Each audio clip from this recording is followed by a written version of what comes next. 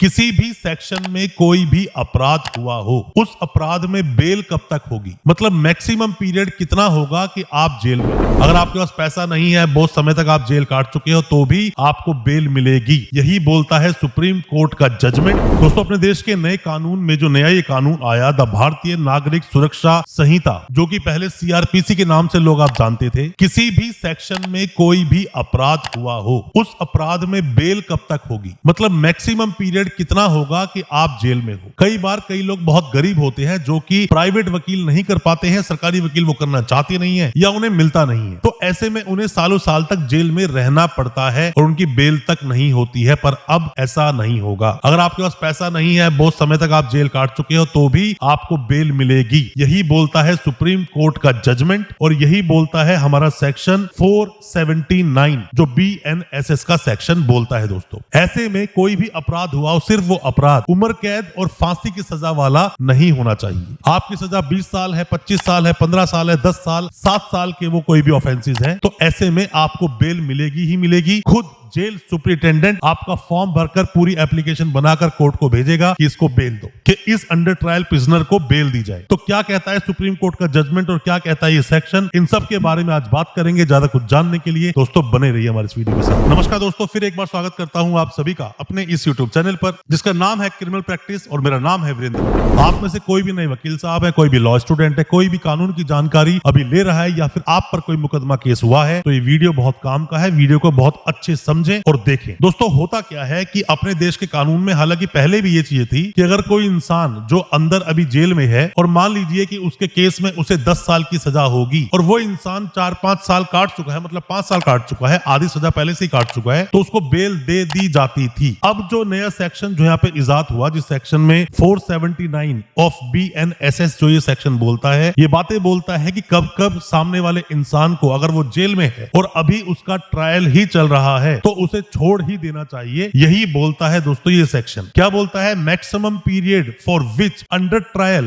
Prisoner can be detained. कब तक आप उसको जेल में रख पाओगे? अगर किसी इंसान का ट्रायल चल रहा है तो कब आपको उसे बेल देनी ही होगी। यही बोलता है ये सेक्शन। तो दोस्तों, इस सेक्शन में पैरा वाइज पैरा बातें लिखी हैं, पैरा वाइज पैरा ही मैं आपको समझाता हूं। सबसे पहला पैरा ये बोलता है, कोई भी ऐसा ऑफेंस जिसकी सजा उम्र कैद या फांसी नहीं है, ऐसे किसी भी मामले में अगर वो इंसान आधी सजा काट चुका है, मतलब 1/2 सजा काट चुका है, मान लीजिए 7 साल की टोटल सजा है, चीटिंग का मामला है, 7 साल की सजा है, 3.5 साल आप काट चुके हो, तो ऐसे में अब उस इंसान को बेल पर आपको छोड़ना ही होगा। शेल का यूज किया जा रहा है, मतलब छोड़ा ही जाएगा। जैसे डिफॉल्ट बेल में होता है ना, किसी इंसान को अगर जेल में रखा हुआ है, 60 दिन इन्वेस्टिगेशन का टाइम है, 60 दिन में इन्वेस्टिगेशन पूरी नहीं हुई तो उसे डिफॉल्ट बेल देनी ही पड़ेगी। मैंने वीडियो बनाई है, इसके ऊपर देख लेना आप। 90 डेज में इन्वेस्टिगेशन पूरी होनी है, 90 डेज में इन्वेस्टिगेशन पूरी नहीं हुई तो उसको बेल देनी ही पड़ेगी। उस चीज से आप इसको भी कनेक्ट कर सकते हो कि अगर किसी इंसान ने आधी सजा काट ली है तो उसे आपको छोड़ना ही पड़ेगा। तो ये आपको देखना होगा। दोस्तों, हम जो क्रिमिनल प्रैक्टिस करते हैं दिल्ली में हाई कोर्ट, सुप्रीम कोर्ट में, जो अपने केसेस को प्रेजेंट करते हैं, या फिर दूसरे स्टेट्स में जो हाई कोर्ट में हमने केसेस को फाइट किया, उसके एक्सपीरियंस के आधार पर अपने एक्सपीरियंस को साझा करते हैं आपके साथ, ताकि आप तक पूरी लीगल इंफॉर्मेशन पहुंच सके और आप भी अपने आप को जानकार बना सके। वीडियो अच्छा लग रहा है तो अभी वीडियो को लाइक करें और शेयर भी करें अपने दोस्तों परिजनों के साथ। साथ में ही जो सेकंड पैरा में आप आते हो, तो वहां बोलता है, कोई भी ऐसा इंसान जो फर्स्ट टाइम ऑफेंडर है, पहली बार अपराध हुआ है उसके हाथों से या नहीं हुआ है, वो तो बाद में पता चलेगा जब क्लियर कट चीजें आएंगी सामने कि सजा देंगे या उसको बरी करेंगे। अभी अगर उसने 1/3 सजा काट ली है, मतलब क्या होता है दोस्तों, किसी इंसान ने ऐसा कोई अपराध किया जिसकी सजा टोटल है 10 साल, अब वो इंसान है लगभग 3.5 साल से जेल में, तो 3.5 साल में उसको छोड़ना पड़ेगा। अगर वो फर्स्ट टाइम ऑफेंडर है, उसके ऊपर पहले कोई भी अपराध सिद्ध नहीं हुआ है, पहले किसी भी तरह के अपराध में उसका नाम नहीं आया है, तो ऐसे इंसान को, उसको मतलब कि 1/3 सजा उसने काट ली है, 33% की सजा आप मान सकते हो, उतनी सजा काट ली है, तो उसे अब आपको छोड़ना ही पड़ेगा। यही बोलता है सेकंड पैरा। दोस्तों, इसमें और भी आगे कुछ बातें बताई गई हैं, उस पर भी हम चर्चा कर लेते हैं। अब दोस्तों, इसमें एक बात और भी आती है कि किसी भी इंसान ने मान लीजिए लगातार 1.5 पूरी सजा ऐसी काटी है, मतलब कि सजा टोटल उस ऑफेंस में होनी चाहिए थी 7 साल, 3.5 साल से लगातार वो इंसान जेल में है, और ऐसे इंसान को छोड़ना ही पड़ेगा, बेशक उसे पर्सनल बॉन्ड पे छोड़ना पड़े। पर्सनल बॉन्ड, जैसे आपकी बेल हो गई, आपने कोर्ट गए, आपने बेल लगाई, बेल पे आप रिलीज हो गए, उसके बाद में पर्सनल बॉन्ड पर भी छोड़ा जा सकता है। हुसैन आरा खातून का भी पहले एक जजमेंट है, उस जजमेंट को भी देखोगे तो ये सब बातें बताई गई थी। इसमें दोस्तों इस सेक्शन में तो यहां तक भी बोला गया है, कोई भी एक ऐसा इंसान है जो कि जेल में है और जो ये पीरियड की बात की गई है 1.5 पीरियड कोई इंसान काट चुका है, उस टोटल सजा का जो उसको मिलेगी फ्यूचर में जाकर या मिल सकती है,